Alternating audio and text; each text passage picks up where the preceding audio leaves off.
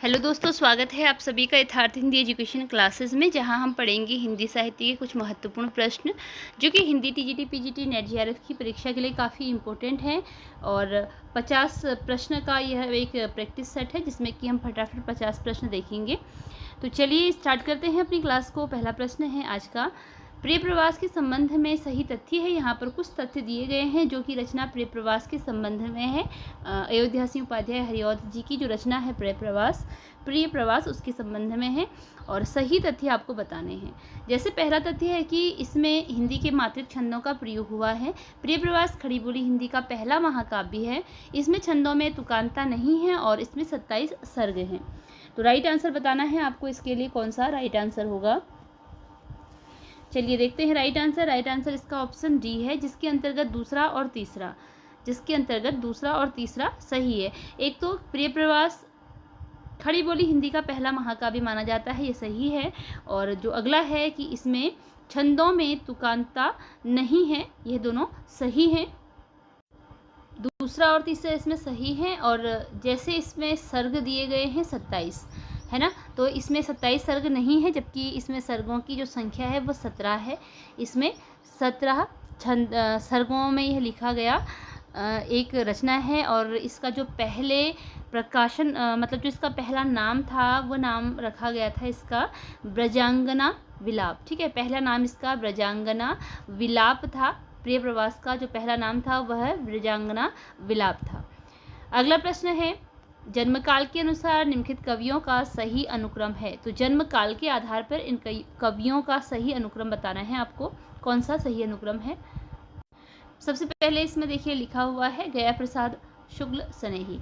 तो गया प्रसाद शुक्ल सनेही का जो जन्म वर्ष है, अगर हम इसका जन्म वर्ष देखें इनका, तो ये आते हैं 1883 में गया प्रसाद शुक्ल सनेही। उसके बाद हैं श्रीधर पाठक, जिनका समय है 1859 इनका समय है।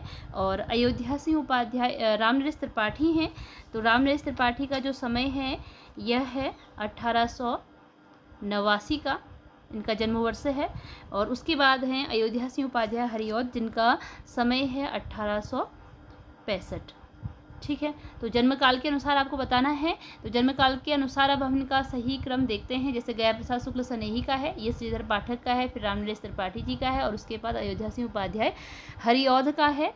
तो इसमें सबसे पहले आता है सेकेंड नंबर, दूसरे नंबर पर जो कि 1859 है। उसके बाद है चौथे नंबर पर अयोध्या सिंह उपाध्याय 1865 का है। और उसके बाद है गया प्रसाद शुक्ल सनेही, जिसका समय है 1883। और फिर अंतिम है रामनरेश त्रिपाठी, जिनका समय है 1889। ठीक है, तो इस प्रकार इनका क्रम है आएगा। ए वाला इसका राइट आंसर हो जाएगा। अगला प्रश्न है, निम्नलिखित में से किस कवि का उपनाम हितैषी है। यहाँ पर बताना है आपको कि कौन से कवि हैं जो कि हितैषी उपनाम से जाने जाते हैं। ऑप्शन दिए गए हैं इसके लिए, देखते हैं right answer. Right answer option D है, जगदम्बा प्रसाद हितैषी। ठीक है, जो जगदम्बा प्रसाद हैं ये हितैषी उपनाम से जाने जाते हैं। अगला प्रश्न है, मुख कमल समीप सजे थे, दो किसलय के पुरैन के, जल बिंदु सदृश ठहरे कब, उन कानों में दुख किनके। इस छंद में प्रेयसी के किस गुण का या प्रवृत्ति का वर्णन हुआ है। किस गुण या प्रवृत्ति का वर्णन हुआ है? तो ऑप्शन सी इसके लिए राइट आंसर है, प्रेयसी निर्देश है। अगला है, पुरुरवः पुनरस्तरम परेहि दुरापना बात इबाहमस्मि। उर्वशी का तृतीय अंक इस बीज भाव पर केंद्रीय है। इसका स्रोत बताना है कौन सा है। इसके लिए राइट आंसर है ऑप्शन ए, ऋग्वेद है। अगला प्रश्न है, सुंदरता का आलोक स्रोत है फूट पड़ा मेरे मन में, जिससे नवजीवन का प्रभात होगा फिर जग के आंगन में। उपयुक्त पंक्तियों के रचयिता कौन है? इसका राइट आंसर ऑप्शन बी है, सुमित्रा नंदन पंत जी की यह पंक्तियां हैं। अगला प्रश्न है, बच्चन सिंह के अनुसार परिवर्तन कविता से संबंधित सही तथ्य कौन से हैं? तो बच्चन के अनुसार जो परिवर्तन सुमित्रानंदन पंत की कविता है उसमें कौन से तथ्य सही हैं जो कि बच्चन के अनुसार माने गए हैं। तो देखते हैं इसका राइट आंसर है इसका ऑप्शन सी, जिसके अंतर्गत आते हैं पहला और तीसरा, यानी कि जीवन की संकुलता और परिवर्तन की द्वंद्वात्मकता ने इस कविता के रूप विधान को जटिल और प्रभावशाली बना दिया है। और दूसरा ऑप्शन इसमें है, तीसरा वाला, कि इसमें कहीं कहीं संस्कृत की तत्सम शब्दावली के द्वारा परिवर्तन के भयंकर रूपाकार का चित्रण किया गया है। अगला प्रश्न है,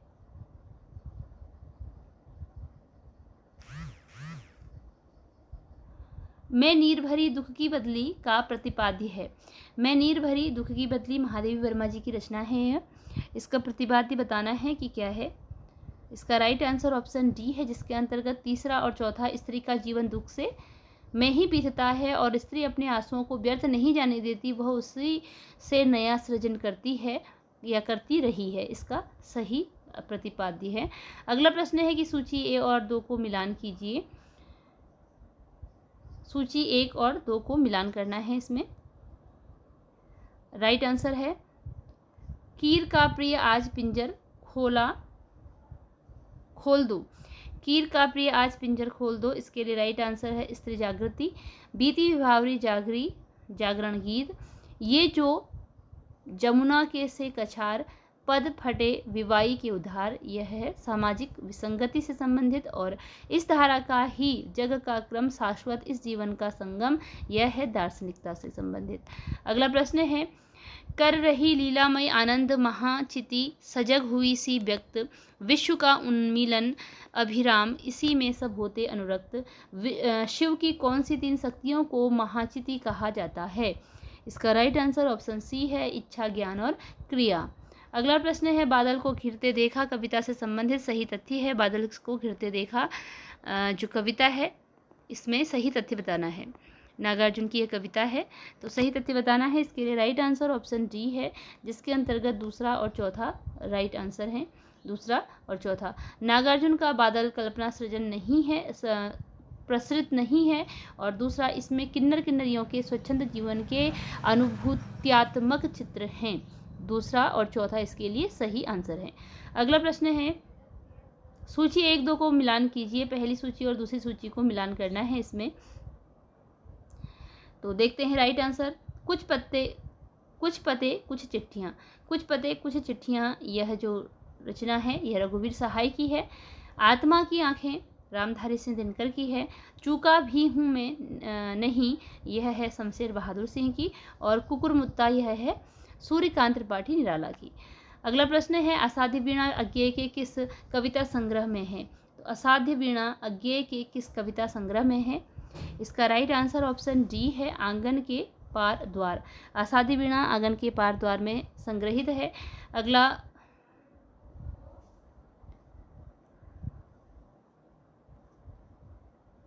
प्रश्न है इसमें,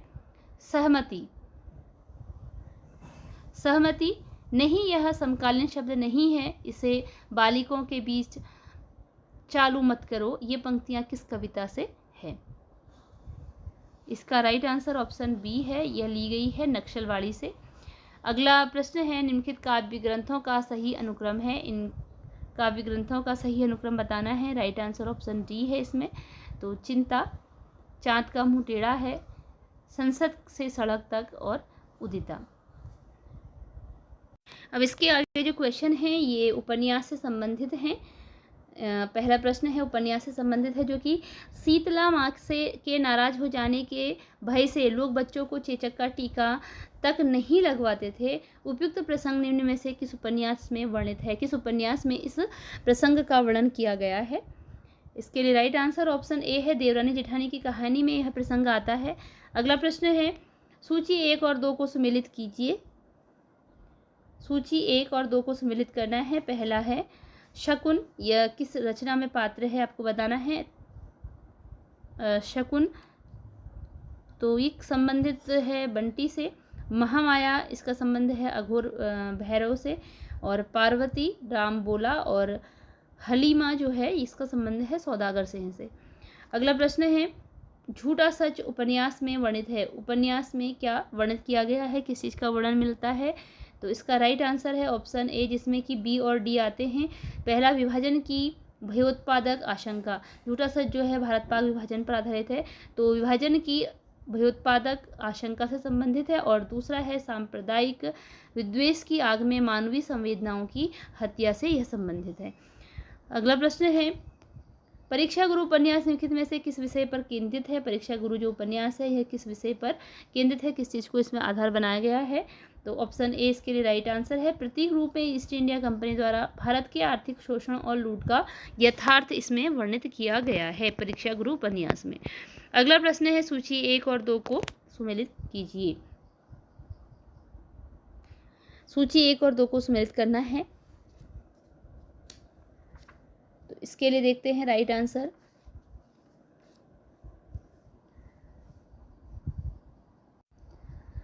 जो पहला है शेखर, इसका संबंध है जो इससे संबंधित रचना से में, और जो पात्र हैं सरस्वती है। और सिलिया, इसमें रचना से संबंधित पात्र जो है माता दीन है। जयदेवपुरी, इसमें है तारा। बाणभट्ट, इसमें है निपुणिका। अगला प्रश्न है,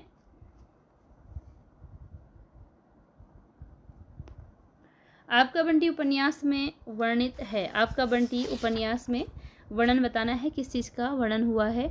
इसके लिए राइट आंसर ऑप्शन ए है, जिसके अंतर्गत बी और सी आते हैं। एक तो बालक में असुरक्षा की भावना है, और दूसरा है मातृ प्रेम की लालसा।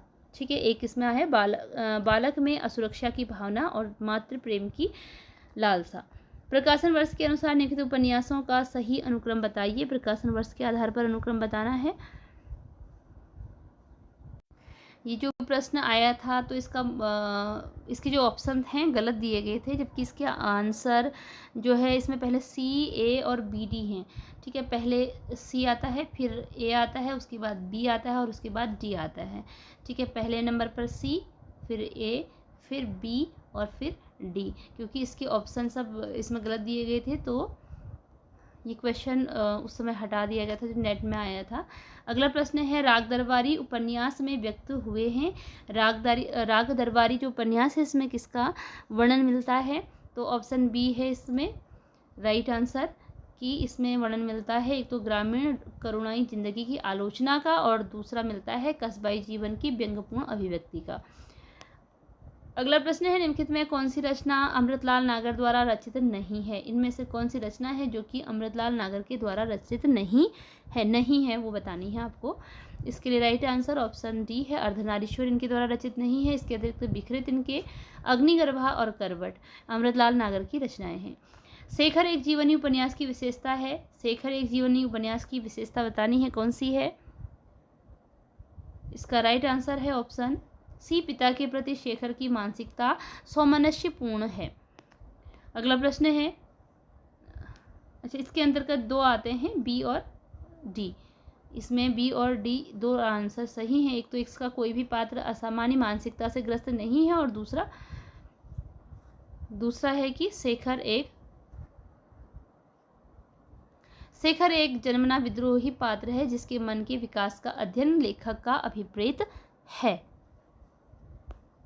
अगला प्रश्न है, धनी कौन होता है? इसका कोई विचार नहीं करता, वह जो अपने कौशल से दूसरों को बेवकूफ़ बना सकता है। उपयुक्त संवाद गोदान में किन पात्रों के मध्य हुआ है? यह संवाद गोदान में किन पात्रों के मध्य हुआ है? ऑप्शन बी, गोविंदी और मेहता के बीच हुआ है। निम्नलिखित उपन्यासों का प्रकाशन वर्ष के अनुसार सही अनुक्रम है। इन उपन्यासों का सही अनुक्रम बताना है प्रकाशन वर्ष के अनुसार, जो कि सही है ऑप्शन बी, सी, बी, डी, ए इसका सही अनुक्रम है। अगला प्रश्न है, क्या तुम इतना भी नहीं जानते कि नारी परीक्षा नहीं चाहती, प्रेम चाहती है? परीक्षा गुणों को अवगुण, सुंदर को असुंदर बनाने वाली चीज़ है। प्रेम अवगुणों को गुण बनाता है, असुंदर को सुंदर। उपयुक्त संवाद गोदान के किन पात्रों के मध्य हुआ है? इसके लिए राइट आंसर है ऑप्शन ए, मालती और मेहता के बीच हो संवाद हुआ है। सूची और 1 और 2 का मिलान करना है, जहाँ पर एक और उपन्यास के नाम और दूसरी ओर उपन्यास में जो पात्र आते हैं उनका दिया गया है, वर्णन दिया गया है। बताने हैं कि कौन सा उपन्यास किस पात्र से संबंधित है। तो इसके लिए परीक्षा गुरु में जो पात्र है वह है लाला मदन मोहन। देवरानी जेठानी की कहानी में सर्वसुख बनिया आता है। शेखर एक जीवनी में पात्र है शारदा, और गोदान में गोविंदी। अगला प्रश्न है, मानस का हंस उपन्यास में वर्णित है। मानस का हंस जो उपन्यास है इसमें किस चीज का वर्णन मिलता है? इसके लिए राइट आंसर है ऑप्शन सी, जिसके अंतर्गत आते हैं बी, ए और बी। ठीक है, ए और बी मानस का हंस जो उपन्यास में है। एक तो राम और काम का द्वंद्व इसमें दिखाई देता है, दूसरा पत्नी के प्रति अतिशय आसक्ति का इसमें वर्णन किया गया है। मानस का हंस जो कि तुलसीदास के जीवन से संबंधित रचना है, तो इसके लिए ये सही आंसर है इसमें। अगला है, मेरठ में सर्वसुख नामक एक अग्रवाल बनिया था। इस वाक्य में आरंभ होने वाली कथा कृति कौन सही है? कौन सी कृति इसमें संबंधित है? जैसे कि अभी हमने पढ़ा था सर्वसुख, जहाँ पर एक आ रहा था पात्र किसमें है करके, तो बताना है किसमें है, इनमें से किस रचना में है। इसका राइट आंसर है ऑप्शन डी, जो सर्वसुख बनिया है वो हमने अभी पढ़ा था। देवरानी जेठानी कहानी में जो पात्र है वो पढ़ा था। तो बाणभट्ट की आत्मकथा का केंद्रीय विषय है। बाणभट्ट की आत्मकथा का केंद्रीय विषय बताना है, और राइट आंसर इसके लिए ऑप्शन ए है। ए और बी यानी कि उदात्त प्रेम है इसमें, और लोक संस्कृति का सजीव और रससिक्त अंकन इसमें मिलता है। प्रकाशन वर्ष के अनुसार निम्नलिखित उपन्यासों का सही अनुक्रम है। प्रकाशन वर्ष के आधार पर इन उपन्यासों का क्रम बताना है, जिसमें कि राइट आंसर ऑप्शन डी है, सी डी बी ए। राइट आंसर ऑप्शन डी है, सी बी डी ए। अगला प्रश्न है, धरती धन्ना अपना उपन्यास आधारित है। धरती धन्ना अपना उपन्यास आधारित है, ऑप्शन सी इसके लिए राइट आंसर है। राइट आंसर है केवल ए और बी, यानी कि पंजाब की ग्रामीण पृष्ठभूमि पर आधारित है और दलित जीवन पर आधारित है। धरती धन्ना अपना एक तो पंजाब की ग्रामीण पृष्ठभूमि पर आधारित है, और दूसरा इसका जो आधार है वह है दलित जीवन। अगला प्रश्न है, हिंदी साहित्यकारों के जीवन पर आधारित उपन्यास हैं। इनमें से कौन से उपन्यास हैं जो कि हिंदी साहित्यकारों के जीवन पर आधारित उपन्यास हैं? इसका राइट आंसर है ऑप्शन ए, जिसके अंतर्गत बी और डी आते हैं। एक तो महासमर है, एक तो मानस का हंस है जो कि तुलसीदास के जीवन पर आधारित है, और दूसरा खंजन नयन है जो कि सूरदास के जीवन पर आधारित रचनाएं हैं। अगला प्रश्न है, तमस उपन्यास में वर्णित है। जो उपन्यास तमस है इसमें किसका वर्णन मिलता है? इसका राइट आंसर ऑप्शन डी है। इसमें वर्णन मिलता है एक तो विभाजन की पृष्ठभूमि का, और दूसरा है सांप्रदायिक विद्वेष। तो तमस में भीष्म साहनी की रचना है जिसमें कि विभाजन की पृष्ठभूमि और सांप्रदायिक विद्वेष प्राप्त होता है। प्रकाशन वर्ष के अनुसार कृष्णा सोबती के उपन्यासों का सही अनुक्रम है। प्रकाशन वर्ष के अनुसार ये सारे रचनाएं जो हैं कृष्णा सोबती की हैं, उपन्यास हैं, और इनका सही अनुक्रम आपको बताना है कौन सा है। तो राइट आंसर है इसके लिए ऑप्शन ए, जिसमें सी बी डी ए, पहले सी फिर बी फिर डी और फिर ए आते हैं। अगला प्रश्न है, सूची 1 और 2 का मिलान कीजिए। तो यहाँ पर देखिए कुछ उपन्यासों के नाम दिए गए हैं और उनसे कुछ जगहों के नाम, जैसे पंजाब, पूर्णिया, शिवपालगंज और गंगोली। तो इनमें से किस उपन्यास में इन गांवों का वर्णन हुआ है, इन जगहों का वर्णन हुआ है, ये आपको बताना है। इसके लिए राइट आंसर ऑप्शन डी है, तो जिसमें आता है पहला पंजाब का जो वर्णन है वो जिंदगीनामा में है। पूर्णिया का वर्णन मिलता है मेला आंचल में, और शिवपालगंज का वर्णन मिलता है राग दरबारी में, और गंगोली गांव का वर्णन मिलता है आधा गांव में। अगला प्रश्न है, परीक्षा गुरु उपन्यास में अध्याय या परिच्छेद के स्थान पर किस शब्द का प्रयोग किया गया है? तो परीक्षा गुरु उपन्यास में अध्याय या फिर परिच्छेद के स्थान पर किस शब्द का प्रयोग किया गया है? इसका राइट आंसर ऑप्शन बी है। इसमें किया गया है प्रयोग प्रकरण का।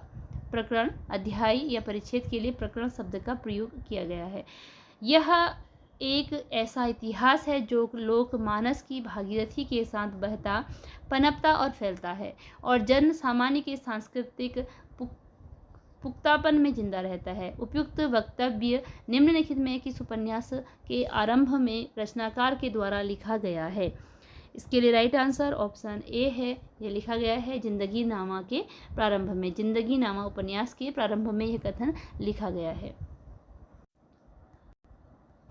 अगला प्रश्न है, अयोध्या सिंह उपाध्याय हरिऔध द्वारा रचित ठेठ हिंदी का ठाठ किस विधा की रचना है?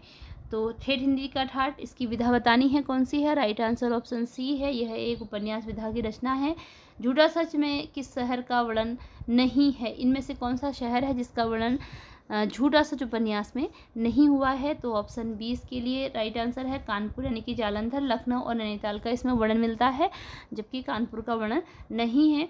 मुझे उन लोगों से जरा भी हमदर्दी नहीं है जो बातें तो करते हैं कम्युनिस्टों की सी, मगर जीवन है रईसों का सा, उतना ही विलासमय, उतना ही स्वार्थ से भरा हुआ।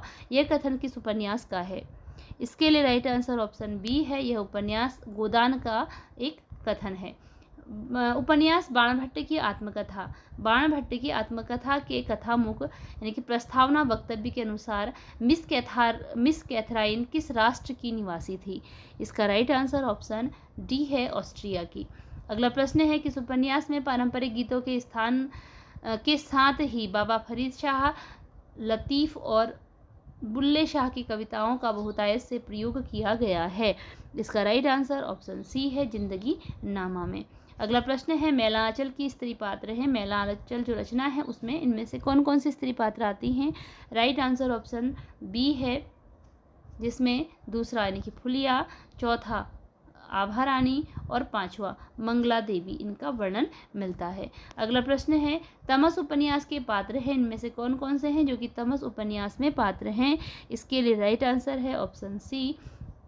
इसका राइट आंसर ऑप्शन सी है, जिसमें तीसरा, चौथा और पांचवा। तीसरा हरनाम सिंह, चौथा हयात बख्श और पांचवा देवदत्त है। अगला प्रश्न है, मानस का हंस उपन्यास की रचना में अमृतलाल नागर ने निम्नलिखित पुस्तकों से सहयोग लिया। मानस का हंस यानी कि जब उन्होंने मानस का हंस जो कि तुलसीदास के जीवन पर रचना लिखी, तो किन पुस्तकों का इसमें उन्होंने सहयोग लिया है? इसका राइट आंसर ऑप्शन डी है, पहला तुलसी काव्य मीमांसा का, और उसके बाद चौथा काशी का इतिहास और पांचवा अकबर। इन रचनाओं का उन्होंने सहयोग लिया इस रचना को लिखने में। सूची 1 और 2 का मिलान कीजिए। एक और है शेखर एक जीवनी, और इसके खंड का शीर्षक बताना है कि प्रथम खंड को किस नाम से, दूसरे खंड को किस नाम से जाना जाता था। खंडों के नाम बताने हैं। इसका राइट आंसर है ऑप्शन बी, जिसके अंतर्गत पहला खंड जो था इसमें शेखर एक जीवनी में जो पहला खंड था वह था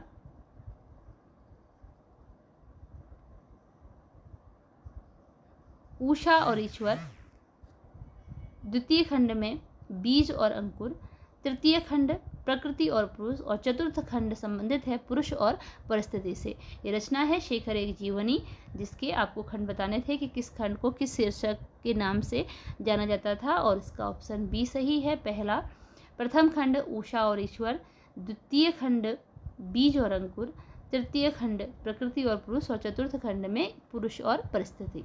अगला प्रश्न है, निम्न उपन्यासों को प्रथम प्रकाशन वर्ष के अनुसार पहले से बाद के क्रम में लगाइए। पहले से बाद के क्रम में, कि पहले किसका प्रकाशन हुआ और उसके बाद किसका हुआ। इसका राइट आंसर है ऑप्शन, इसमें राइट आंसर फिलहाल जो भी यहाँ पर ऑप्शन दिए गए हैं ये सभी इसमें गलत ऑप्शन दिए गए हैं। ठीक है, तो ये सारे इसमें गलत ऑप्शन दिए गए हैं। इसको मूल्यांकन से बाहर रखा गया है नेट की परीक्षा में। तो चलिए इसी के साथ आज की ये क्लास यहीं पर एंड होती है। मिलते हैं अगले वीडियो में कुछ नए प्रश्नों के साथ। क्वेश्चन यूजफुल लगे हों तो चैनल को सब्सक्राइब जरूर कीजिएगा। धन्यवाद।